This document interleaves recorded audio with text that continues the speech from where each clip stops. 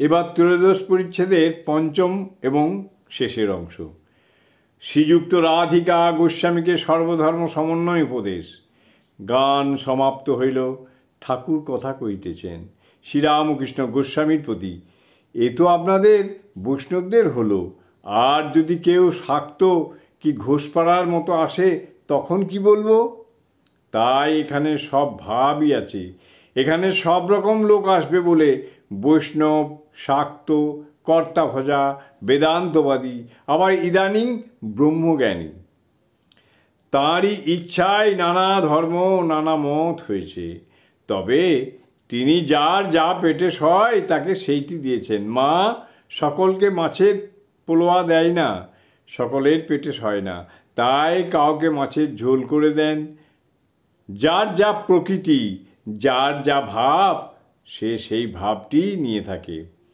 বারোয়ারিতে নানা মূর্তি করে আর নানা মতের লোক যায়।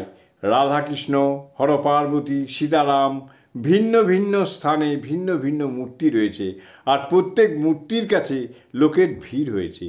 যারা বৈষ্ণব তারা বেশি রাধাকৃষ্ণের কাছে দাঁড়িয়ে দেখছে, যারা শাক্ত তারা হরপার্বতীর কাছে, যারা রাম ভক্ত তারা সীতারাম মূর্তির কাছে।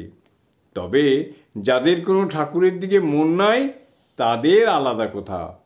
বেশ্যা উপপতিতে ঝাঁটা মারছে, বারোয়ারিতে এমন মূর্তিও আছে করে। ওসব লোকে সেইখানে দাঁড়িয়ে হাঁ করে দেখে আর চিৎকার করে বন্ধুদের বলে, আরে ওসব কি দেখছিস, এদিকে আয়, এদিকে আয়। সকলে হাসিতেছেন। গোস্বামী প্রণাম করিয়া বিদায় গ্রহণ করিলেন। এখানেই শ্রী শ্রী কথামৃত পাঠ সমাপ্ত।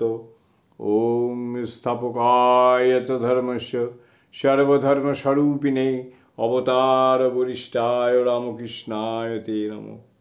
জয় ঠাকুর, জয় ঠাকুর, জয় ঠাকুর।